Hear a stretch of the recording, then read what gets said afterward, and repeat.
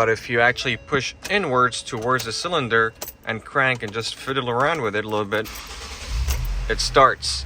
So the issue with this is basically we're gonna have to replace the whole housing. I'm gonna show you how to do that.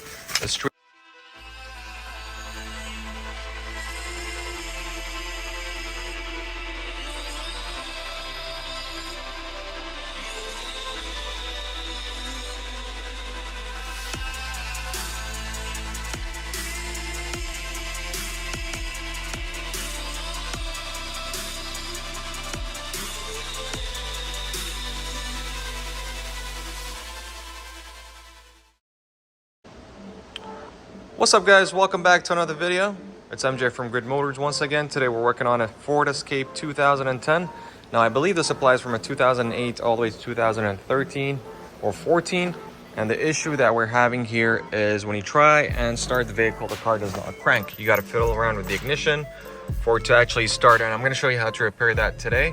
So basically if you turn the ignition to the on position and try cranking, nothing happens. We do not have a lock sign flashing or any immobilizer. But if you actually push inwards towards the cylinder and crank and just fiddle around with it a little bit, it starts. So the issue with this is basically we're gonna have to replace the whole housing. I'm gonna show you how to do that. It's straightforward. You can even send me your ignition itself and I can do the whole swap for you. All we're gonna need is this replacement here. This is the whole housing. What fails is basically the internals of that ignition housing there. So I'm gonna show you how to replace this and get your car back up on the road without having ignition issues or starting issues. So first we're going to need a 5.5 millimeter socket. We're going to remove the shroud from under here.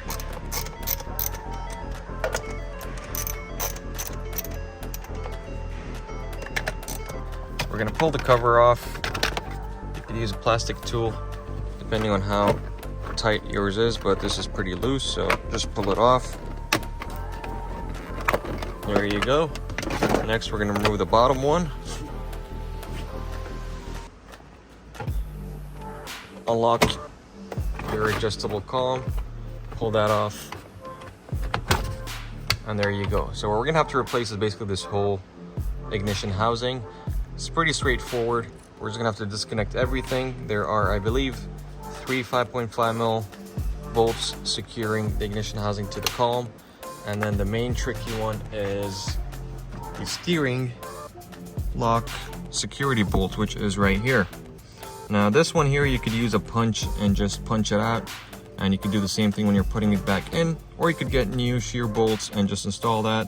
But in my case, I've done it so many times, I could just reuse the same one. All these clips out of the way. I'm going to disconnect the rear main switch. That's off. The indicator connector from back.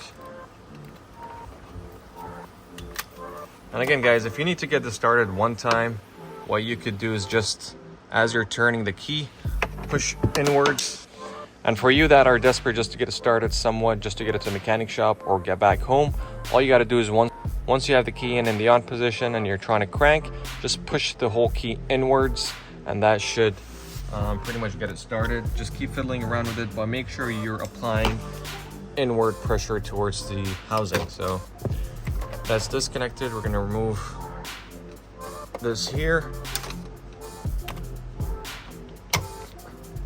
We're going to come on the other side here, disconnect the immobilizer ring,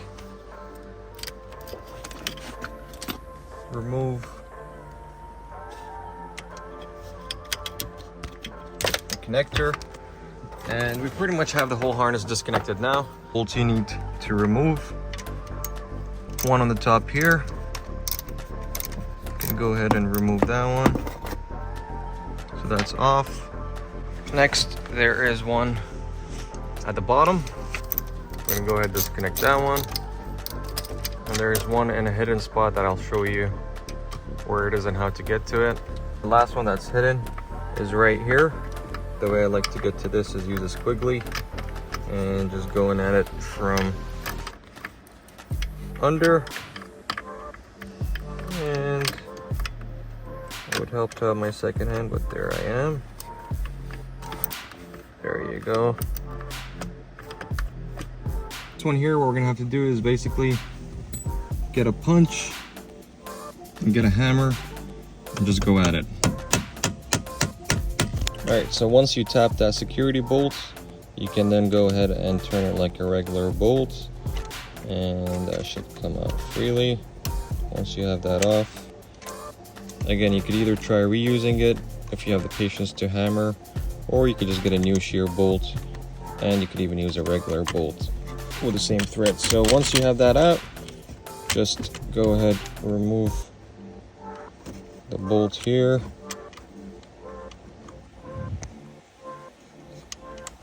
Alright, so once that's loose, just put the key in so you can release the steering lock, and then you can push the whole thing back. And as you can see, everything's falling apart, which is what you want. So just push the clock spring towards the wheel, and at the same time slide this to the back, and there we have it. So that's off. This is what we're gonna need. So first what we're gonna do is remove the immobilizer, because we're gonna have to remove the cylinder. Next, you're gonna see the access hole right here. That's the depressed pin. You're gonna put the key in, turn it to the on position, I believe, and just pull back. There you go. That's what we're gonna need. We can throw this away. We don't need that anymore. We're gonna get the new one. Make sure it's aligned.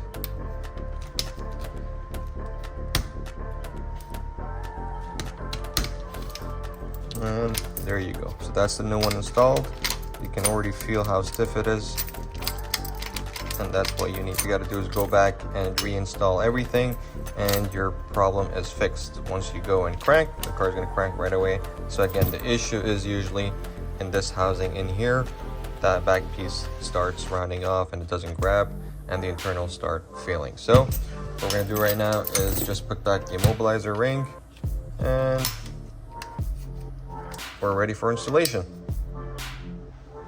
So I'm going to go ahead and install it, and then I'm going to show you guys once it's all closed up how the car starts right away.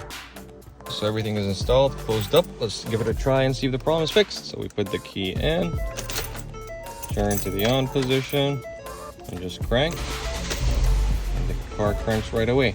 So we have no more issues trying to fiddle around with the ignition to get it to start. Again, if you're having that issue and you're trying to get it to start one time, all you got to do is when you're cranking, push inwards towards the ignition and do this. The car will start, but eventually it will fail completely. So you will get early signs, but yeah, to do the repair, that's all you need. Basically, put it in. There you go. So this is gonna be it for this video, guys. I hope this helps somebody out there. If you're not a subscriber, please hit the subscribe button, like and share, and I will see you guys next time.